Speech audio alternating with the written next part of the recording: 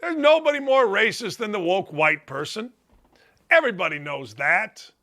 Everybody. If you don't know it, you ain't paying attention. So this lady, Jenna Lane, she wanted to show her ultimate whiteness.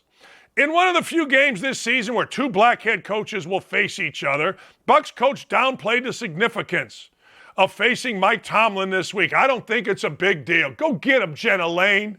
You show him. Jenna Lane, my ass. Let's hear from Todd Bowles. This is how real people think, not little frickin' ESPN reporters trying to stir crap up. You and Mike Tomlin are two of the few black head coaches in the league. I wonder what your relationship is like with them and your thoughts on Steve Wilks joining that fold. I have a very good relationship with Tomlin. We don't look at what color we are when we coach against each other. We just know each other. I have a lot of very good white friends that coach in this league as well, and I don't think it's a big deal as far as us coaching against each other. I think it's normal. Wilkes got an opportunity to do a good job. Hopefully he does it. And we coach ball. We don't look at color.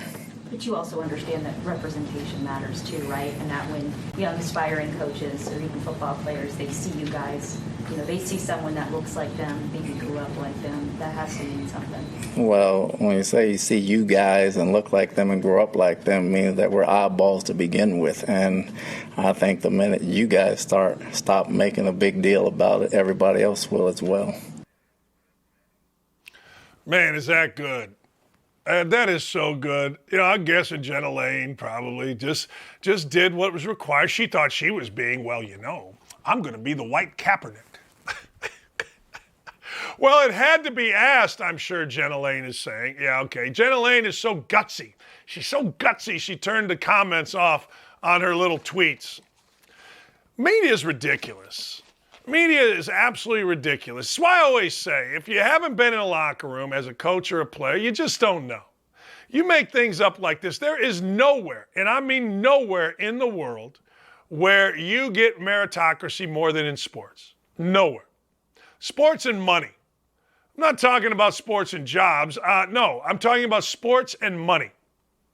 Money, if you got money, hey man, that jumps everything. I mean big money. I'm not talking about a little bit of money. I'm talking about big money. But sports is the ultimate. Play well, you play. The only time I ever heard of a coach actually, what's the right word? Not discriminating necessarily, but choosing based on something other than performance was when my father went to Idaho State University. The coach there was a really good guy. My father apparently was very good, and everybody on the team said he should start. The coach told my dad, hey, look, I can't start 4 guys from outside Idaho. Okay. That coach, I guess, was a really good coach. I don't know. It's the only time I ever heard it. You just don't ever hear it from anyone other than the little columnists at the Little Libby newspaper, if you work for Gannett or if you work for ESPN, period. It's just the way it is.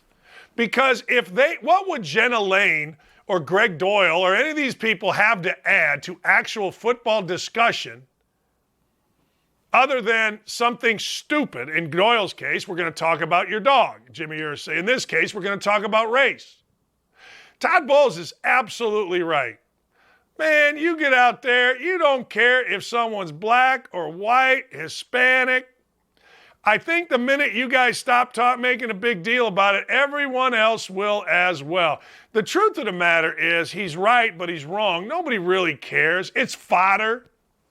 Looking at someone like Jenna Lane or Greg or any of these guys, look, I had to tell white reporters at different times in my life, hey, look, quit changing the way you speak when you speak to African Americans. Just quit trying to change your dialect. That's how stupid these people are. I've never forgotten it. I'm absolutely never forgotten how dumb these folks are. And I never will, because they're historically stupid. And this is all they have. And guys that have coached, hey, look, I'm not going to say that Tony Dungy against Lovie Smith wasn't a deal. Of course it was. What was that, 25 years ago? Great. I'm sure Coach Dungy and I'm sure Coach Smith are very proud to be the first African Americans to face off against one another in the Super Bowl. But my God, What are we talking about now in 2022? In sports, hey, you want to make a big deal about it in politics. You want to make it a big deal as we do here in Indianapolis in terms of who gets prosecuted and who doesn't get prosecuted, fine. You want to make a big deal about it, who gets jobs in commercials or who gets jobs where, fine. But not in sports.